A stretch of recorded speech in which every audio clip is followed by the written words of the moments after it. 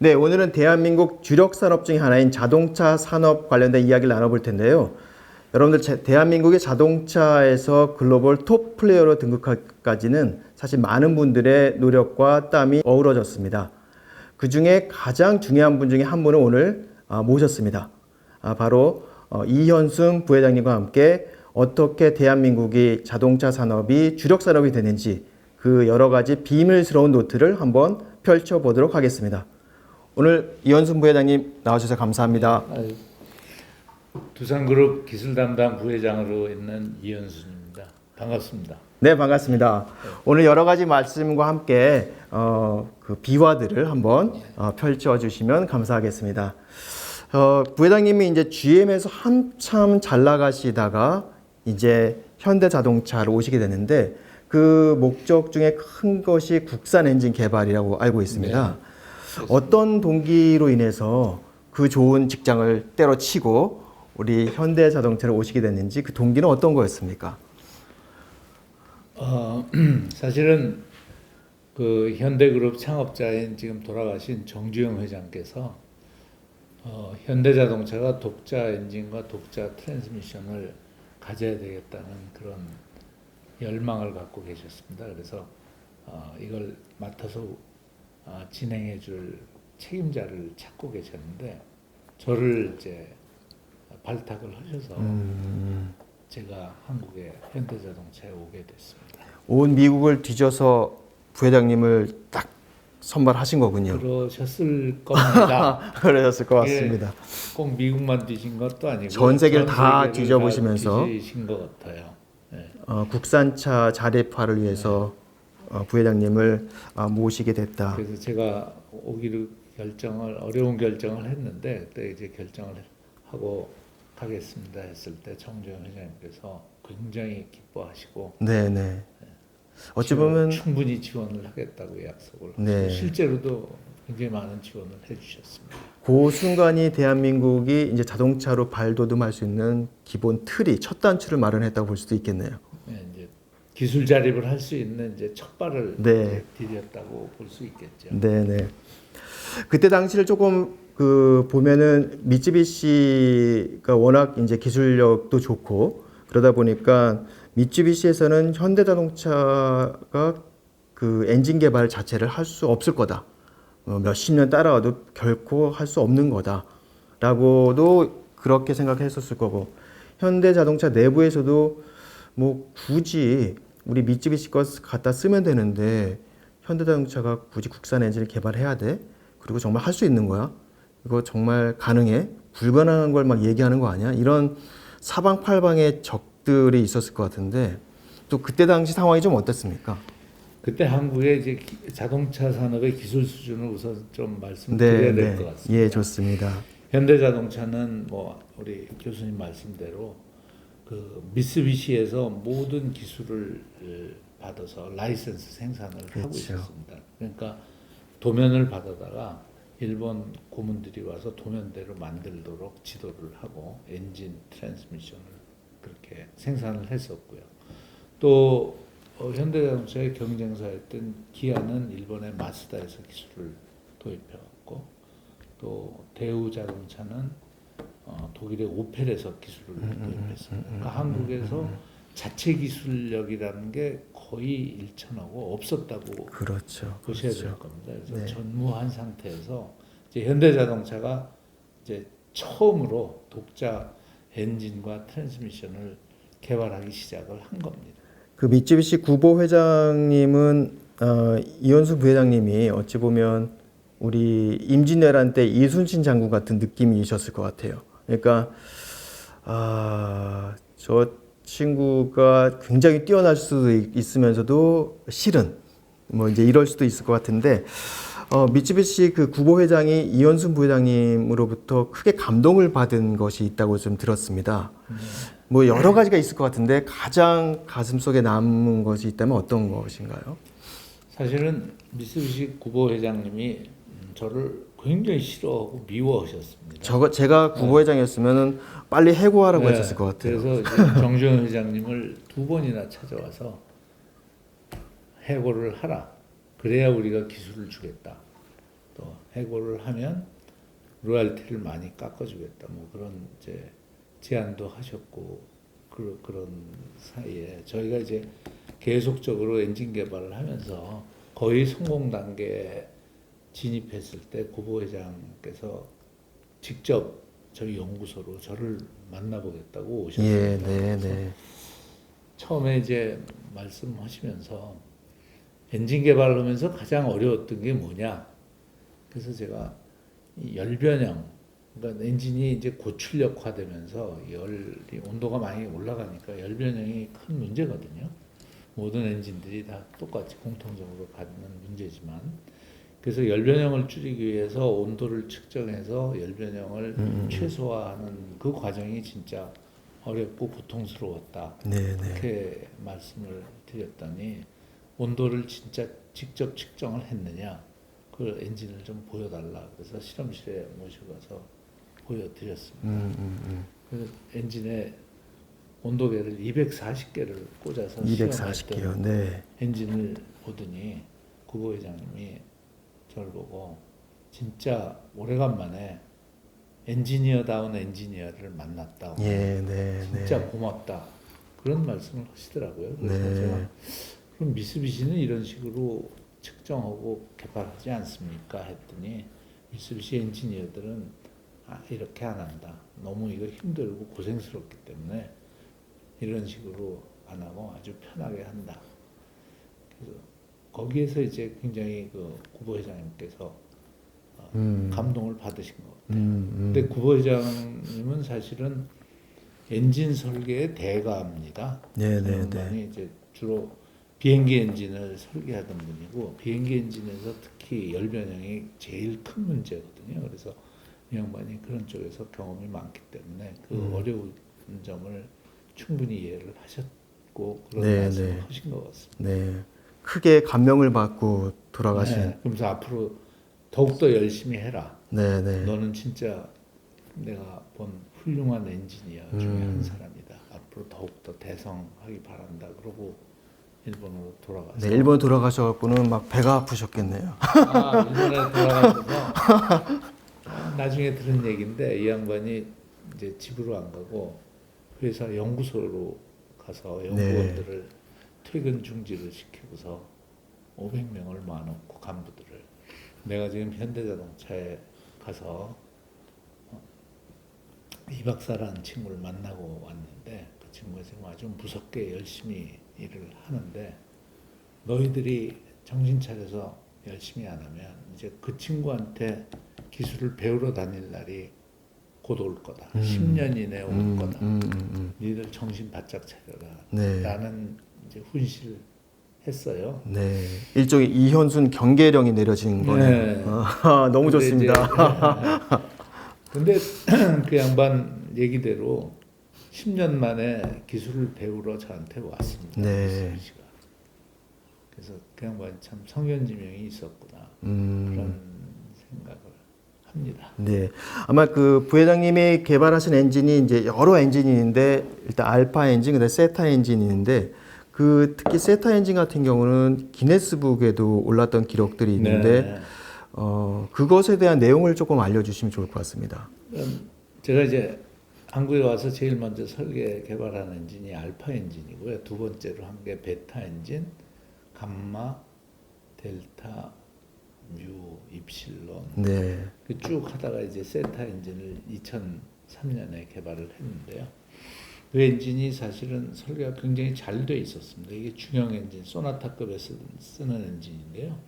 그래서 이 엔진이 설계가 잘 돼 있었기 때문에 다이밀러 크라이슬러가 이거를 이제 기술 제휴를 해달라고 저희한테 왔습니다. 네.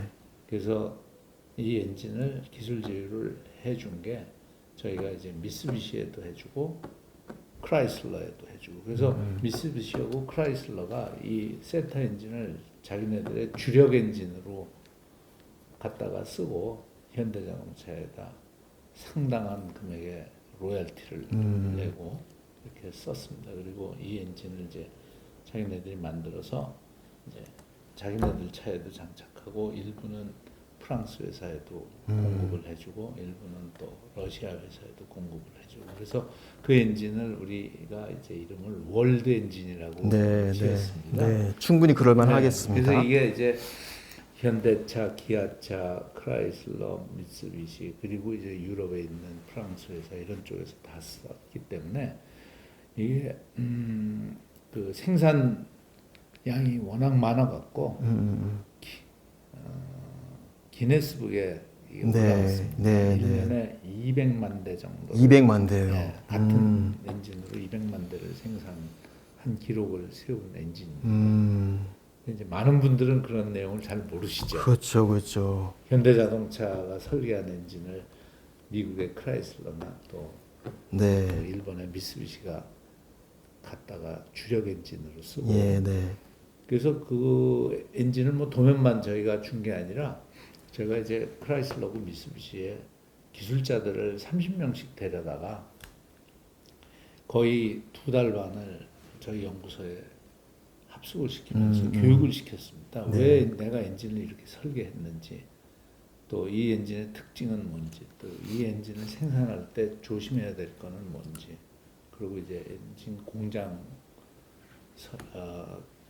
설립할 때 네, 네, 기술 지도도 해주고 예, 또 네. 우리가 엔지니어들을 3명씩 각 회사에 3명씩 파견을 해서 4년 동안 기술 지도를 네. 해줬습니다. 예, 네, 그래서 이건 완전하게 이제 현대 자동차의 기술로 개발이 된 엔진이고 생산된 네. 엔진입니다.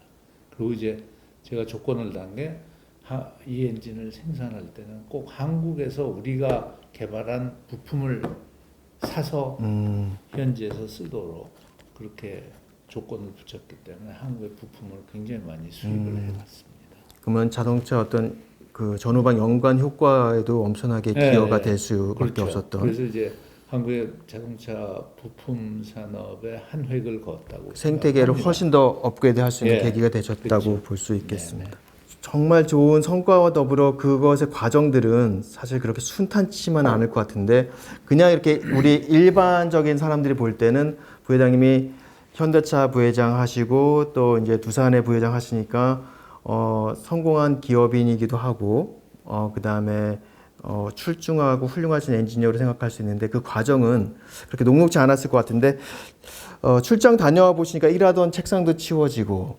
그리고 또 직위도 해제되고 심지어는 구내식당에서 혼자 밥도 드실 수밖에 없는 여러 어려움들이 있다고 얘기를 들었습니다. 그 수모를 겪으면서 아마 일반적인 사람들은 이걸 내가 꼭 해야 되나? 이렇게까지 해야 되나? 이런 생각을 많이 하셨을 것 같은데 무엇이 그 부회장님을 끝까지 할 수 있게 됐던 그 배경은 무엇이었습니까? 지금 교수님 말씀하신 건 제가 사실 이렇게 다시 생각하기 싫은 부분인데요. 그쵸. 그때 상황이 제가 이제 한국에 돌아와서 그게 84년인데요.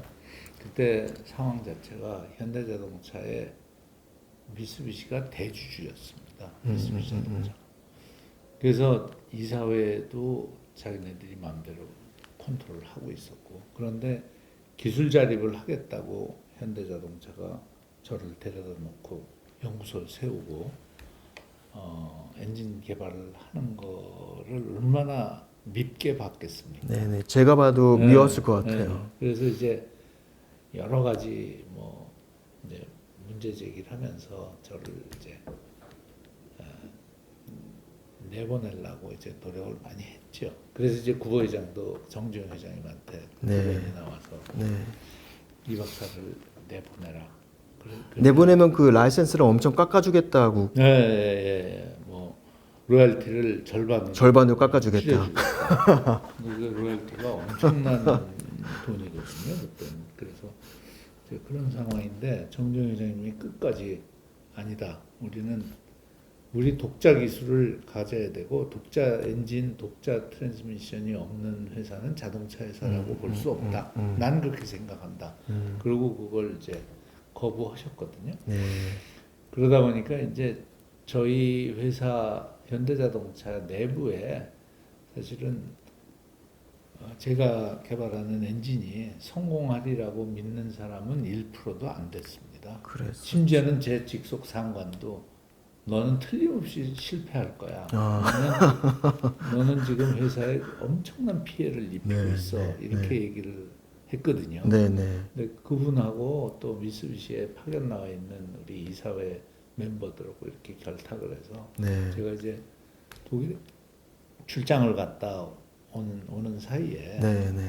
저를 보직 해임을 해버렸어요. 네. 그래서 제 방에서 책상 뭐 다 의자 다 치우고 보직도 없고 뭐 이렇게 해서 무보직으로. 그리고 이제 우리 그때 이제 저희 상관이 너는 이제 해임당했으니까 출근할 필요 없다. 나오지 마라. 그게 실질적으로는 잘린 겁니다. 네. 그래서 그런데 이제 지금 교수님 말씀하신 대로 왜 어떻게 그걸 버티고 계속 네. 추진할 생각을 했느냐고 질문을 하셨는데 예, 네. 사실은 그 엔지니어가 자기가 일생일대 프로젝트를 추진하다가 뭐 걸림돌이 있을 수 있죠. 저는 이것도 걸림돌의 하나라고 봤습니다. 그리고 이걸 돌파하지 못하면 더 큰 일을 어떻게 하겠냐. 그래서 이건 무슨 일이 있어도 이 위기를 넘어가야 되겠다. 그러고서 제가 출근하지 말라 했는데도 출근해서 예. 6개월 동안을 그러고 있었습니다. 네. 그래서 6개월 동안 전 세계에서 나오는 최신 논문들을 한 1000편 정도 읽고 네, 네.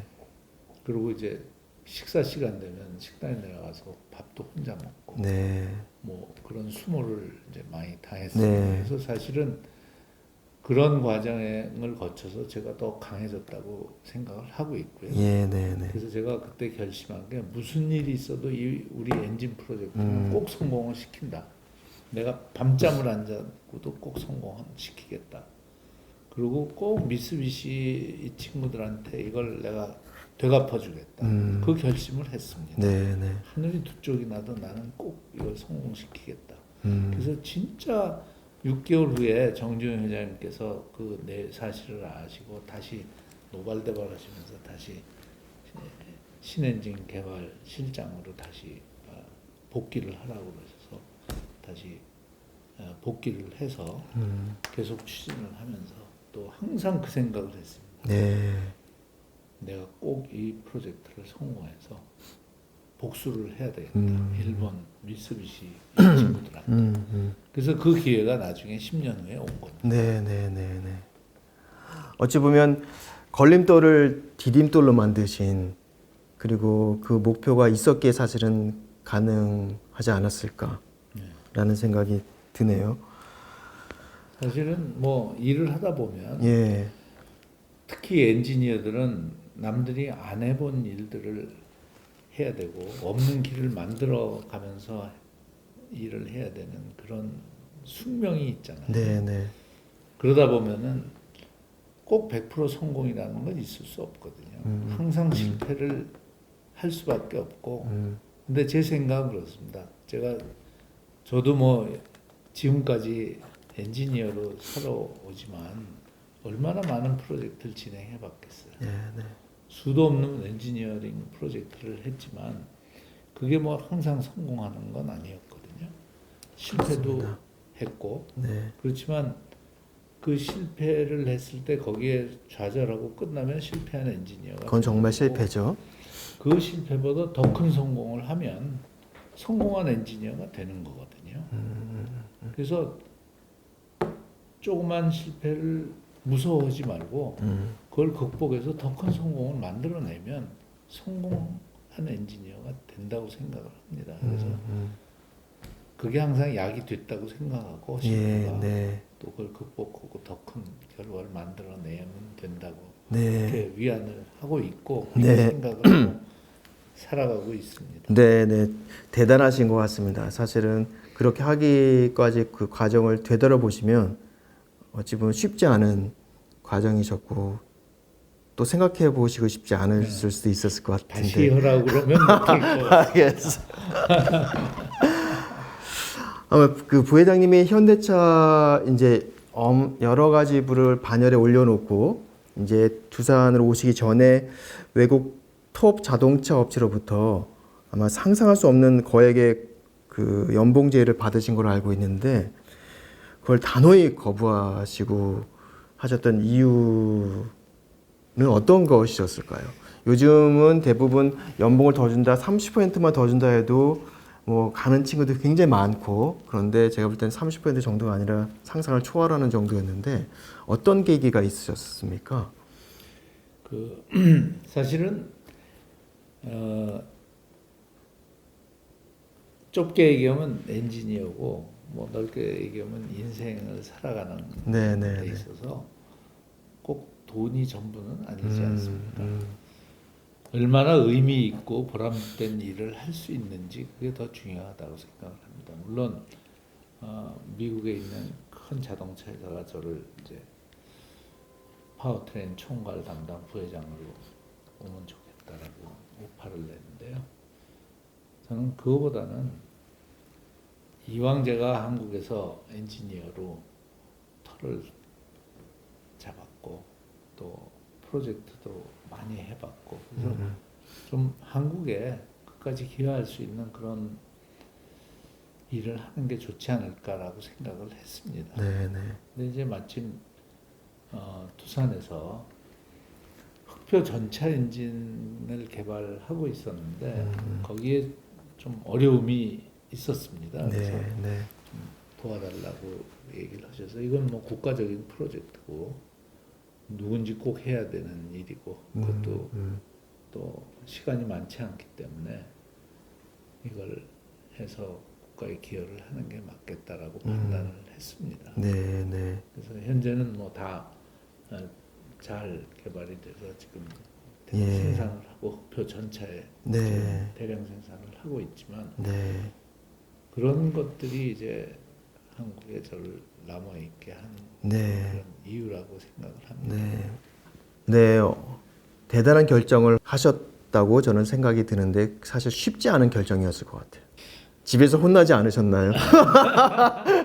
아 그런 건 없었습니다. 아, 그런 거 없어요. 저희 집사람과 제가 한다 그러면 뭐 그거에 대해서 문제 제기는 하지 않습니다. 네, 네, 네, 네.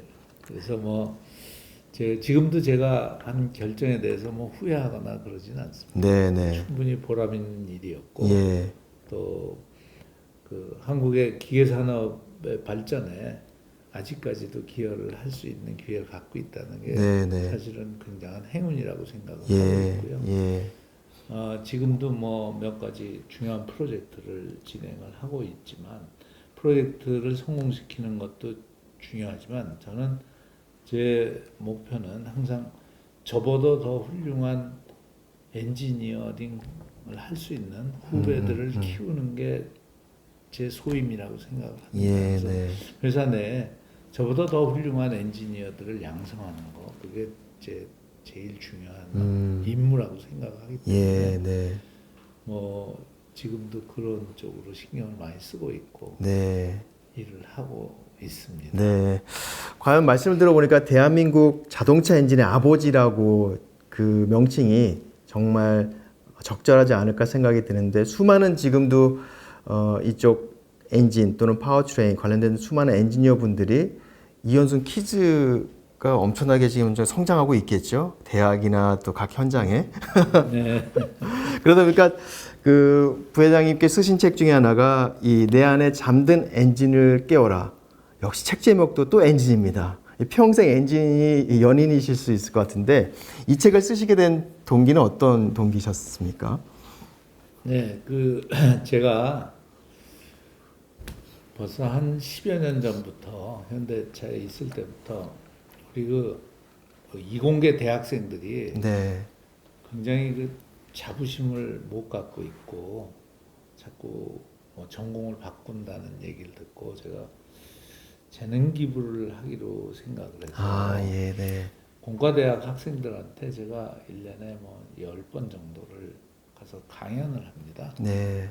물론 여러 학교를 다니면서 이제 재능 기부를 하는데 그때 이제 제가 이런 거를 하나 책을 써서 같이 나눠서 보고 공감대를 형성하는 그런 방식이면 상당히 교육의 효과도 좋겠다 그런 생각을 했습니다. 네, 네.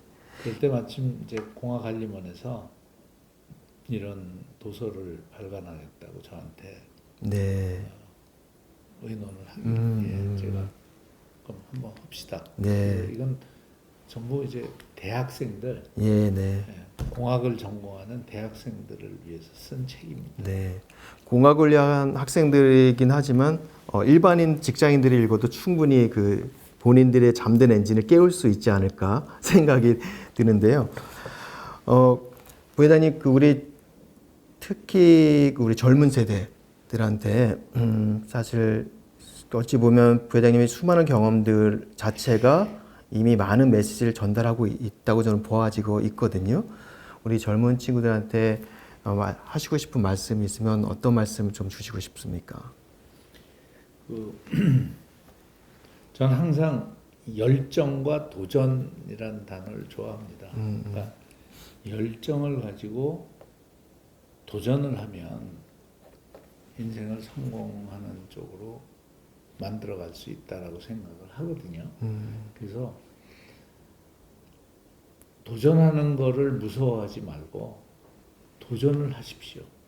도전을 해서 목표를 달성하면 그 다음엔 더 큰 도전을 할 수 있고 그 과정에서 혹시라도 실패를 하면 제가 아까 말씀드린 것처럼 더 큰 성공을 하면 성공한 인생이 되는 겁니다. 그런데 그게 보통 영어로 그릿이라고 그러잖아요. 네, 열정, 네, 끈기 이런 게 없으면 쉽지 않을 수 있습니다. 항상 열정을 갖고 노력하시면 좋은 결과가 여러분들을 기다릴 겁니다. 항상 노력을 하십시오. 네. 그리고 실패하다가도 좌절하지 말고 더 큰 도전을 하시고 더 큰 성공을 만들어내시면 얼마든지 성공할 수 있다고 생각합니다. 힘들고 어려울 때 열정과 도전하는데 그 과정에 어려움이 있다면 우리 이현순 부회장님의 그 수많은 주변 내부 외부의 적들을 어떻게 대응했는지 그 속에서 굉장히 어려웠던 부분들 책상도 치워지고 지기도 해줬던 그 과정들을 한번 떠오르면 우리 젊은 친구들한테 커다란 힘이 될 것 같은 느낌이 들기도 하네요. 그랬으면 좋겠습니다. 네네네. 그 이현순 부회장님이 겪었던 그 시나리오, 그 필름만 좀 생각해 보셔도 제가 볼 때는 엄청난 도전과 실패를 딛고 일어서지 않을까 생각이 드네요. 왜냐면 우리 저희 마지막으로 우리 대한민국 사회나 또 우리 그 대한민국 분들 또는 각 직장에 계신 분들께 사회생활 하는 분들께 한 말씀 주시면 어떨까요? 저는 이 사회 구성원들이 항상 이 사회 또 우리 나라의 발전을 위해서 나는 뭘 기여할 수 있나, 어떤 부가가치를 만들어낼 수 있는지를 항상 좀 생각하면서 생활을 하고 판단을 해줬으면 합니다. 결국은 구성원들 자체 개개인이 부가가치를 창출을 해내면 국가가 융성해지고 발전하는 거 아니겠습니까? 그렇죠.